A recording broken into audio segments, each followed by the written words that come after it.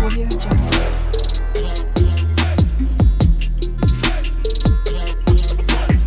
Audio Jungle.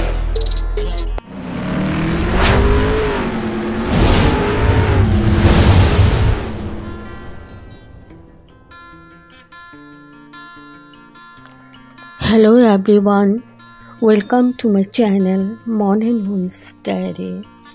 আশা করছি তোমরা সবাই খুব ভালো আছো। আজ আবারও চলে এলাম একটা নতুন রেসিপি নিয়ে।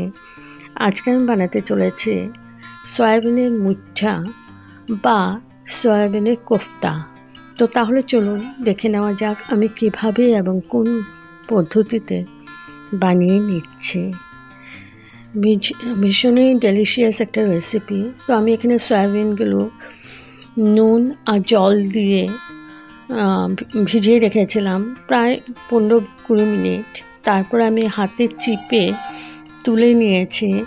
এখন আমি এটা একটা পেস্ট করে নেব। পেস্ট মানে একদম দরদরা পেস্টটা হবে, খুব ফাইন পেস্ট হবে না, একটু যাতে আস্তে আস্তে থাকে এরকম পেস্টটা হবে, তাহলে খেতে একদম ভীষণ ভালো লাগে, কিমা কিমা লাগে। তো সয়াবিনগুলো আমি ভালো করে পেস্ট করে নিয়েছি। এখানে দিয়ে দিলাম আদা বাটা, দিয়ে দিচ্ছি রসুন আর কাঁচা লঙ্কা বাটা,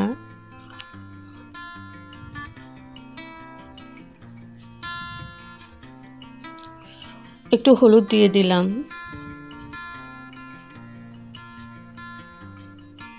কাশ্মীরি মির্চ পাউডার দিয়ে দিলাম, একটু ধনে পাউডার দিয়ে দিলাম,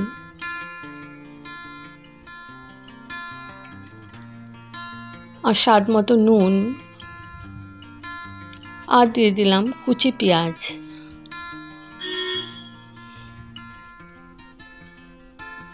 একটু ধনে পাতা কুচি দিয়ে দিলাম।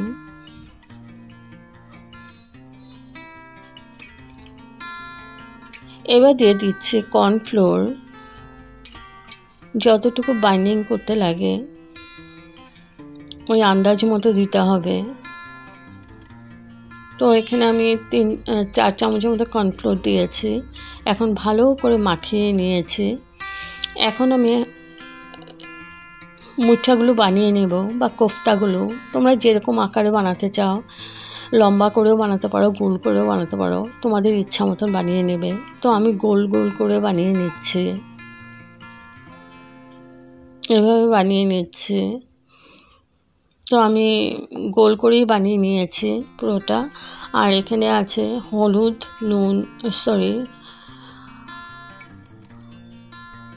এখানে গোটা গরম মশলা আছে, টমেটো পেস্ট, আলু, ধনে পাতা আর পেঁয়াজ কুচি, আর মশলার মধ্যে আছে কাশ্মীরি মির্চ পাউডার, হলুদ, জিরে পাউডার, ধনে পাউডার।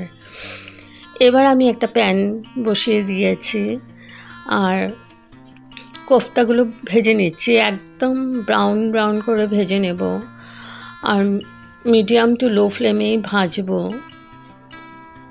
কারণ হাই ফ্লেমে ভাজলে জিনিসটা কাঁচা কাঁচা থেকে যাবে ভেতরটা, আর বাইরেটা হয়তো লাল লাল হয়ে যাবে কিন্তু ভেতরটা কাঁচা রয়ে যাবে। ওর জন্য একদম মিডিয়াম টু লো ফ্লেমে আমি কোফতাগুলো ভেজে নিচ্ছি। এবার কোফতাগুলো ভাজা হয়ে গেছে। এখন আমি আলুগুলো বসিয়ে দিয়েছি একটু হলুদ আর নুন দিয়ে। তো আমি এখানে ভেজে নিয়েছি। এগুলো তোমরা স্ন্যাক্স হিসাবেও খেতে পারো, টমেটো সস দিয়ে খুব ভালো লাগে খেতে। তো আলুগুলো একদম লাল লাল করে ভেজে তুলে নিয়েছি। এখন ওই তেলেই ফোড়ন দিয়ে দিলাম 2টো তেজপাতা, আর দিয়ে দিলাম গোটা গরম মশলা, দারচিনি, গোলমরিচ, লং, ছোটো এলাচি, আর দিয়ে দিয়েছি গোটা জিরে। এগুলো ভালো করে ভেজে নিয়ে দিয়ে দিলাম পেঁয়াজ কুচি। পেঁয়াজ এখানে আমার 2টো বড় সাইজের পেঁয়াজ কুচি করে কেটে নিয়েছি, ওইটা দিয়ে দিলাম। এবার পেঁয়াজটাকে একটু ভেজে নেব।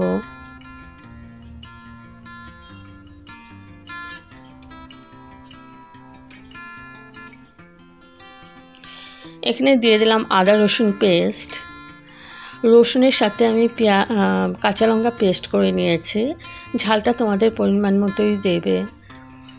এবার ভালো করে আবার নাড়াচাড়া করে আমি আদা রসুনটাকে ভেজে নিচ্ছি।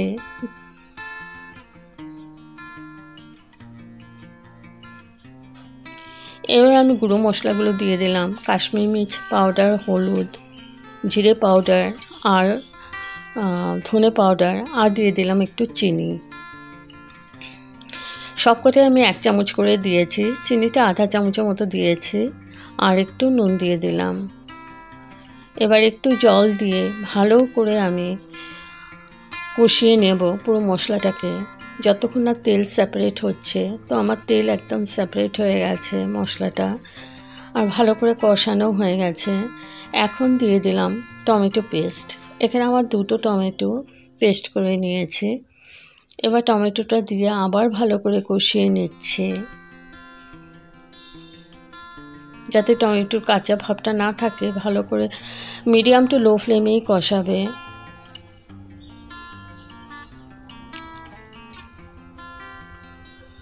দিয়ে দিলাম একটু গরম মশলা পাউডার।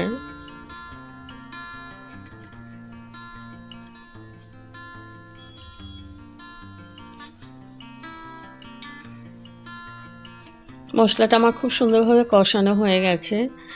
এবার আমি ভেজে রাখা আলুগুলো দিয়ে দিলাম। এবার আলুর সাথে খানিকক্ষণ কষিয়ে নেব, তাহলে আলুটাও ভালো করে সেদ্ধ হয়ে যাবে।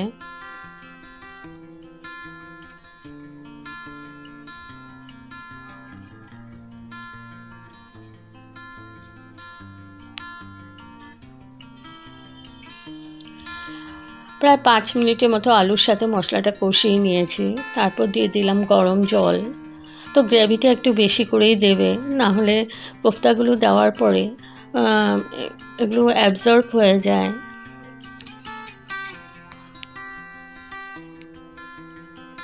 দুটো কাঁচা লঙ্কা দিয়ে দিলাম। এবার আমি ঢেকে 10 মিনিট কুক করে নিলাম।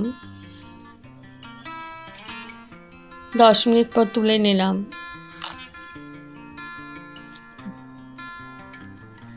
তো আমার গ্রেভিটা খুব ভালো করে রান্না হয়ে গেছে।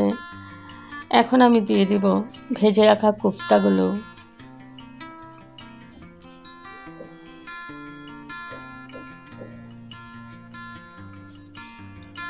ভালো করে নাড়াচাড়া করে আমি ঝোলের সাথে মিশিয়ে নিচ্ছি। হ্যাঁ, কোফতাগুলো তোমরা যখন আমি কর্নফ্লোর দিয়ে করেছি, তোমরা চাইলে বেসন দিয়েও করতে পারো, ওটাতেও ভালো হয়। বাইন্ডিংটা বেসন দিয়েও করতে পারো বা কর্নফ্লোর দিয়ে, যেটা ইচ্ছা। তো 5 মিনিটের মতন আমি কুক করে নিয়েছি কোফতাগুলো দেওয়ার পরে। এখন আমি দিয়ে দিলাম ধনেপাতা কুচি। খুব বেশি করা যাবে না। কোফতাগুলো দিয়ে 5 মিনিটের মতন আমি হাই ফ্লেমে কুক করে নিয়েছি।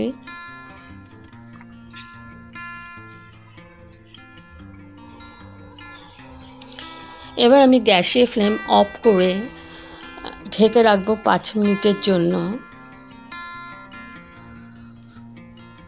Standing time. তো আমার রেডি টু সার্ভ সয়াবিনের কোফতা বা সয়াবিনের মুঠা।